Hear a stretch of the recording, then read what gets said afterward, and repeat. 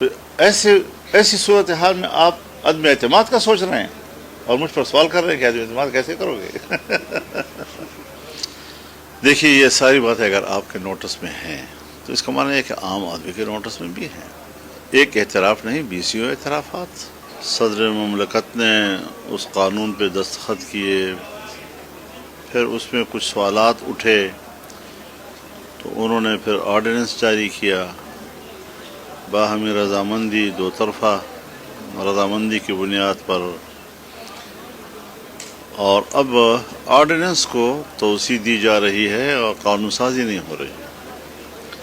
تو ظاہر ہے یہ حکومت کی بدنیتی ظاہر کرتی ہے، اور لگتا ہے کہ ان کے عزائم اچھے نہیں ہیں، لیکن اس پر فیصلہ تنظیمات مدارس کرے گی، اس کا اجلاس ہوگا، اور وفاق المدارس کا بھی اس پر اجلاس ہوگا، تو جو لائحہ عمل وہ طے کریں گے انشاءاللہ اس کو پھر ہم سب فالو کریں گے۔ یہ ذمہ داری ریاست کی ہے، اور لا انفورسمنٹ جتنے ادارے ہیں ان کی رسپانسبلٹی ہے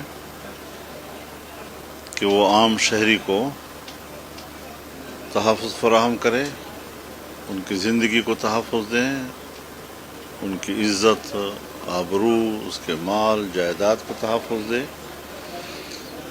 اور ہم 3-4 دہائیوں سے دیکھ رہے ہیں ریاست کا منہ چڑھا رہی ہے ان چیزوں کے اوپر۔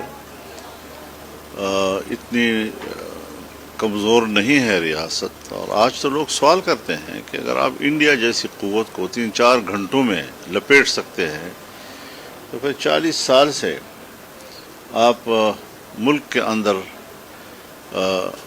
اس بدامنی پر کیوں قابو نہیں پا سکتے؟ مطلب یہ آپ سنجیدہ نہیں ہیں، آپ پبلک کو مورد الزام ٹھہراتے ہیں، اور پبلک کے بارے میں کہتے ہیں کہ وہ شیلٹر بنے ہوئے ہیں۔ انہوں نے آپ کے کہنے پر 24 گھنٹے کے اندر بھی اور 12 گھنٹے کے اندر بھی اپنے گھر چھوڑے، اپنے علاقے چھوڑے، سوات سے لے کر وزیرستان تک لوگوں نے اپنی دیہاتیں خالی کیں۔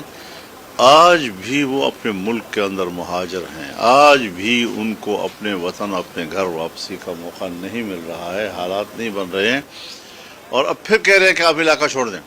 کیوں چھوڑیں؟ لوگ اپنی ناکامیوں کی ذمہ داری ہم پہ ڈال رہے ہو، اپنی ناکامیوں کی ذمہ داری عوام پہ ڈال رہے ہو، پبلک پہ ڈال رہے ہو۔ اپنا امتحان لو، اپنے گریبان میں جھانکو، ٹانگ پہ ٹانگ ڈال کر روب داب سے باتیں نہ کیا کرو۔ ہر میٹنگ میں اور ہر جرگے میں عام پبلک کو مروب کرنے کے لہجے سے بات کرتے ہیں یہ لوگ۔ ان کو اپنا رویہ سیدھا کرنا چاہیے، ان کو ہمارے ساتھ انسان بن کر بات کرنا چاہیے، ان کو ہمارے ساتھ پاکستانی بن کر بات کرنا چاہیے۔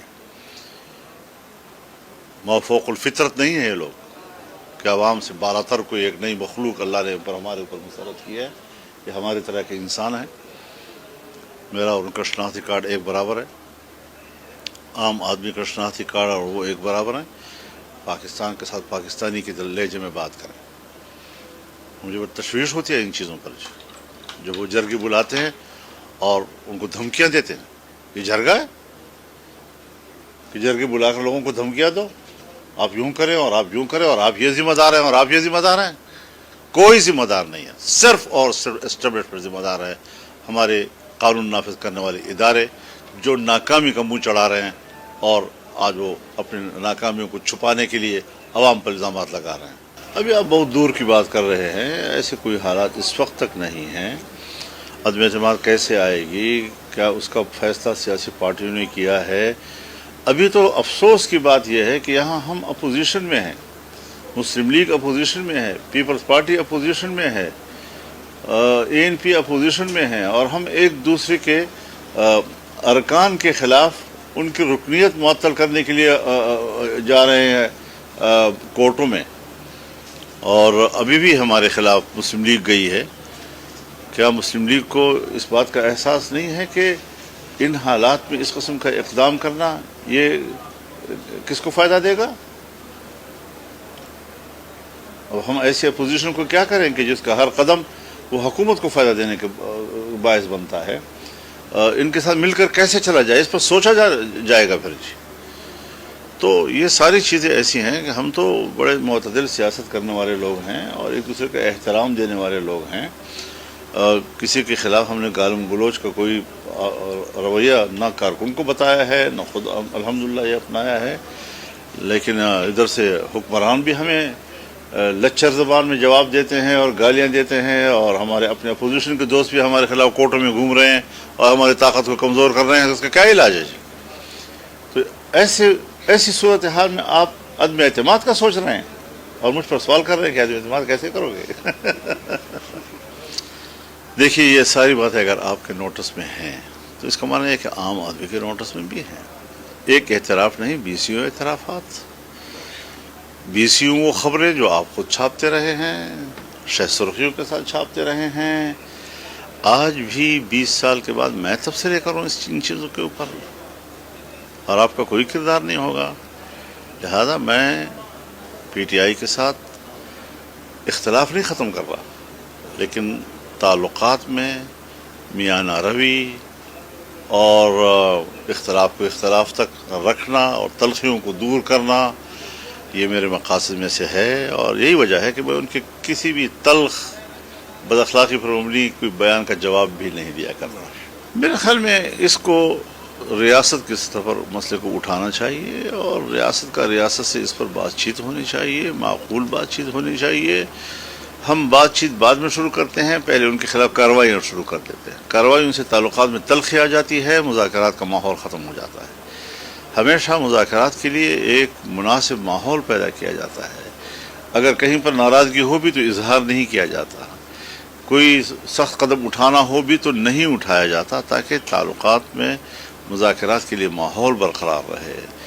ہم اب بھی حکومت کو اور اپنے اسٹیبلشمنٹ کو یہی مشورہ دیں گے کہ مذاکرات ہی مسئلے کا حل ہے اور مذاکرات ہی کے ذریعے سے مسائل کو حل کیا جا سکتا ہے.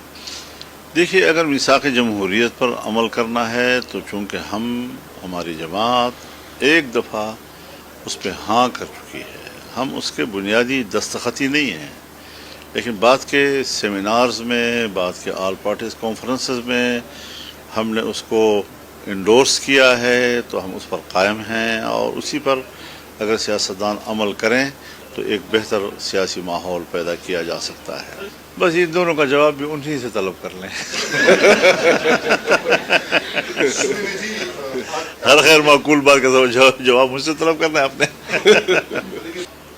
اسی لیے تو میں نے کہا کہ بات کسی پارٹی کے اندرونی معاملات میں مداخلت کی نہیں ہے، بات صوبے کو تبدیلی کی ضرورت ہے.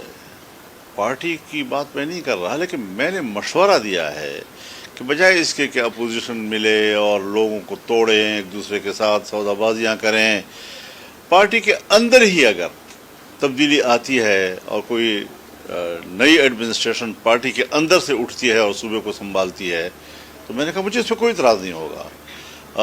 اس وقت یہ صوبہ سیاسی کشمکش کا متحمل نہیں ہے.